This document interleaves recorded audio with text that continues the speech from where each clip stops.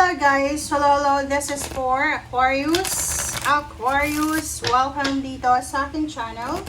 Kabalaran 888, welcome guys. Alamin natin kung anong messages, vibration, gabay energy para sa lahat ng Aquarius. So, I hope na makaresonate kayo dito. Okay, medicine man or woman. So, this is a doctor, a healer, Aquarius. You're manifesting baby, pregnancy, parang ganon. Healing. Kasi ano to dream catcher. So, you're catching dreams. Okay. Priest. Monk. So, nakikita ko dito isang Aquarius na you are manifesting healing. I don't know kung ano yung healing na gusto mo. Pwedeng mga reproductive healing.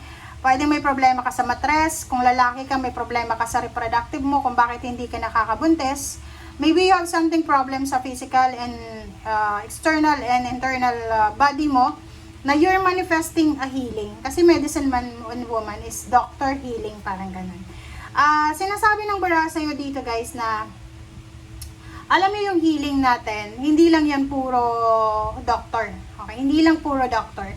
Minsan, may mga tao na nagkakasakit. It's because yung kanilang kaluluwa, their spirit, ay mayroong anong tawag doon? Nadinig ko yan sa pare nung misa. Merong problema yung kaluluwa. Minsan nagkakasakit yung katawan ng tao kasi yung kaluluwa may sakit. So kailangan, hindi lang puro doctor yung hanapin natin. Kailangan prayers. Kailangan nating mag-pray kay God. Kailangan nating maglinis spiritually muna. Okay? Spiritual cleansing muna. May mga sakit guys na hindi gumagaling sa doktor pero gumagaling sa albularyo. Diba? Parang ganun. May gumagaling sa doktor na hindi gumagaling sa albularyo. Ganun lang yun. So, sinasabi ng bara sa'yo kung ano man ang gusto mong healing sa katawan, sa isip, from head to toe, mag-pray, pumunta sa albularyo, pumunta sa doktor, maghanap ng espesyalista, ganun. Okay? So, eto siya.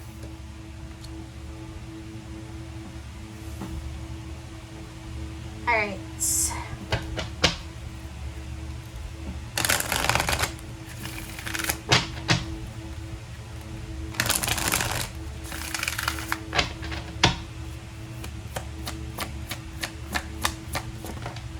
Aquarius.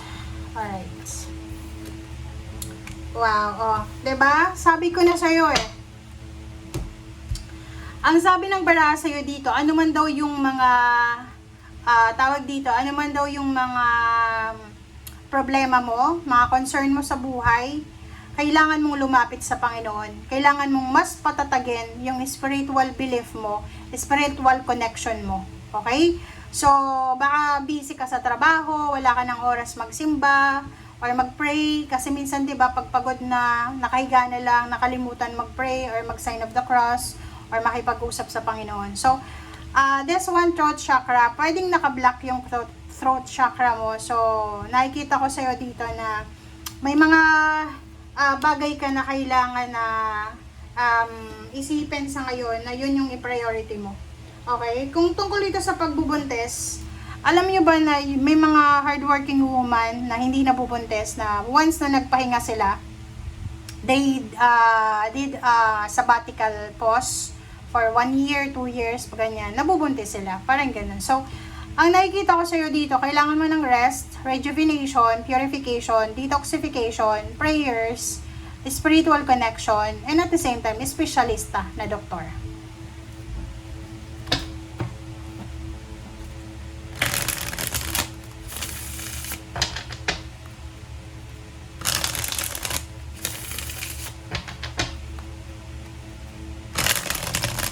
Importante guys yung pagpapahinga pagpapahinga, pagtulog, ganyan, importante yan. Kasi pag palagi kang puyat, stress, tataas yung cortisol mo, yung stress level mo, high blood, mga blood related problems, yun yung pwedeng mangyari. Okay, so nakikita ko sa'yo dito, isang chismis, balita ang posibleng darating sa'yo, so careful ka dito Careful ka sa linggong ito. Hindi lahat ng chismis, hindi lahat ng balita kailangan mong paniwalaan. Okay? Careful. Ingat.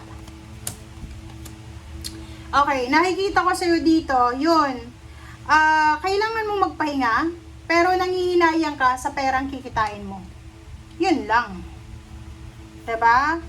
Sa nakikita mo dito na Queen of Pentacles, ang Queen of Pentacles, ito yung pera. Ito yung mahawakan mong pera. Pero, etong Five of Cups, ayaw mong gawin kahit nahihirapan ka na. Parang ganun, pagod na pagod ka sa trabaho, hindi ka uma-absent, kasi iniisip mo yung kikitain mo. Nangihinayang ka.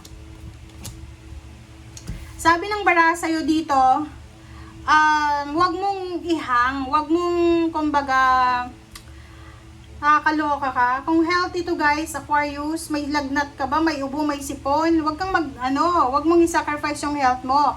Kasi sabi ng bara sa'yo dito, minsan yung sakit na nararamdaman sa katawan, yan yung sign na kailangan mo ng pahinga. Yan yung sign na lobat ka na. Kailangan mong i-charge cellphone nga, nalolobat, ikaw pa ba?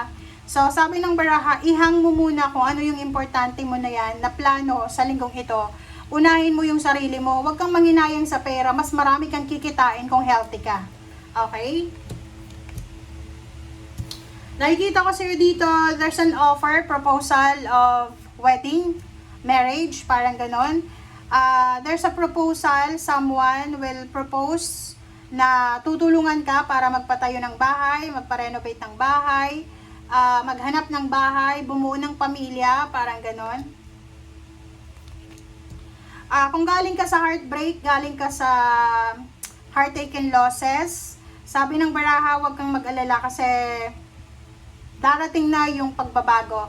Yung Wheel of Fortune ay iikot na, paalis sa'yo. Kumbaga, paalis na yung Wheel of Fortune, tataas ka na, 'di ba? So makakaalis ka na sa kung ano man na problema, ano man na pain and heartaches na yan na pinagdadaanan mo, magiging masaya, magiging parang makaka-recover ka syempre. Sabi ng baraha, there's an offer, there's an offer ng job sa malayong lugar. Okay? Pwedeng international or pwedeng malayong lugar siya. So, maging aware ka dito. Physical mo, kailangan yung health mo, yung katawan mo, yun yung pinaka-focus mo dapat sa ngayong linggo. Sabi ng baraha, huwag kang magtitiwala agad-agad sa kung kani-kanino. Kasi yung tiwala mo ay posibleng masira yan. Huwag kang makikipag-live-in.